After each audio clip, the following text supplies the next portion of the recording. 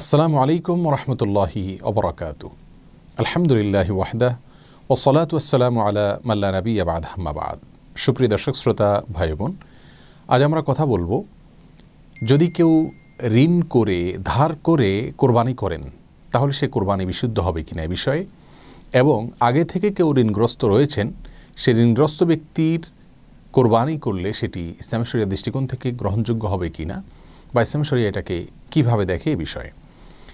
এ দুটি মাসআলার প্রথমটির উত্তর হলো, কেউ চাইলে ধার করে ঋণ করে কোরবানি করতে পারেন যদি তিনি পরবর্তীতে এই ঋণ পরিশোধ করার সদুদ্দেশ্য তার থাকে, ব্যবস্থা তার থাকে, তাহলে তিনি ঋণ করে কোরবানি করতে পারেন। জাগতিক যে কোনো কাজ যেরকম আমরা ঋণ করে লোন করে করতে পারি, রাসূল করিম সাল্লাল্লাহু আলাইহি ওয়াসাল্লামের জীবনেও তিনি লোন করেছেন, ঋণ করেছেন, সাহাবা ইকরাম অনেকে লোন করেছেন।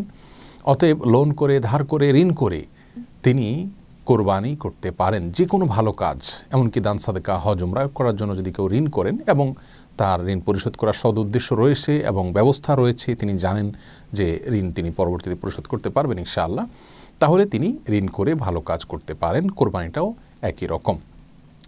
তবে ঋণ করে কোরবানি করা তার জন্য জরুরি নয়, আবশ্যক নয়। কারো যদি কোরবানি করার মতো সামর্থ্য না থাকে তাহলে ঋণ করে ইসলামী শরিয়া তাকে কোরবানি করতে বাধ্য করে না। আর দ্বিতীয় মাসআলার উত্তর হলো, ঋণগ্রস্ত ব্যক্তি যদি কোরবানি না করে ঋণ পরিশোধ করলে তার ঋণ কমে, অর্থাৎ ঋণ পরিশোধ করার বিষয়টিকে তিনি যদি অগ্রাধিকার দেন তাহলে সেটি তার জন্য উত্তম হবে, এ বিষয়ে কারোর কোনো দ্বিমত নেই।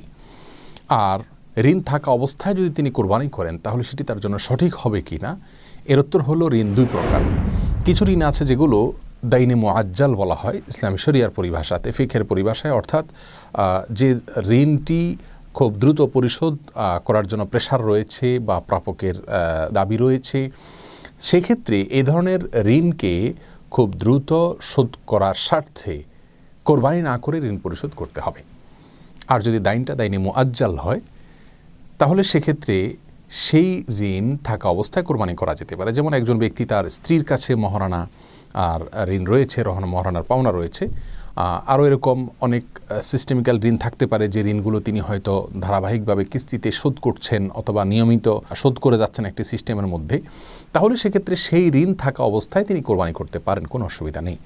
তাহলে যদি এমন হয় যে প্রাপকের প্রেশার আছে, চাওয়া আছে, দাবি আছে, বা তার থেকে আমার সময় নেওয়া নেই, বা সেই দাইনটা ফিকহের পরিভাষায় দাইনে মুআজ্জালের সংজ্ঞায় পড়ে, তাহলে সেক্ষেত্রে সেরকম ঋণ রেখে ঋণ পরিশোধ না করে কোরবানি করা জায়েজ নাই। আমাদের সমাজে অনেক ব্যক্তি আছেন যারা অধীনস্থ কর্মকর্তা, কর্মচারী এবং কি কাজের লোক, এবং অনেক মানুষ আছেন যাদের পাওনাকে আটকে রেখে তারা বড় বড় গরু কোরবানি করেন। ইসলামী শরিয়ার দৃষ্টিকোণ থেকে এটি জঘন্য অপরাধ। এটি তো সওয়াবের কোনো মাধ্যম হবেই না, কারণ হবেই না, বরং অন্যের হক না দিয়ে কোরবানি করলে তাতে আল্লাহ সুবহানাহু ওয়া তাআলা মোটেও সন্তুষ্ট হবেন না।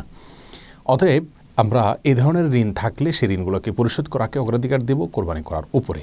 আর সিস্টেমিক্যাল ঋণ যদি থাকে, যেটা আমি কিস্তিতে পরিশোধ করছি অথবা প্রাপকের পক্ষ থেকে সেটার জন্য বিশেষ কোনো প্রেশার নেই বা সেটাকে দাইনে মুআজ্জাল যে বলা হয় তার আওতায় না পড়ে, তাহলে সেক্ষেত্রে সেই ঋণ থাকা অবস্থায় কোরবানি করা যেতে পারে। আল্লাহ সুবহানাহু ওয়া তাআলা আমাদের সকলকে সঠিক পদ্ধতিতে কোরবানি করার তৌফিক দান করুন।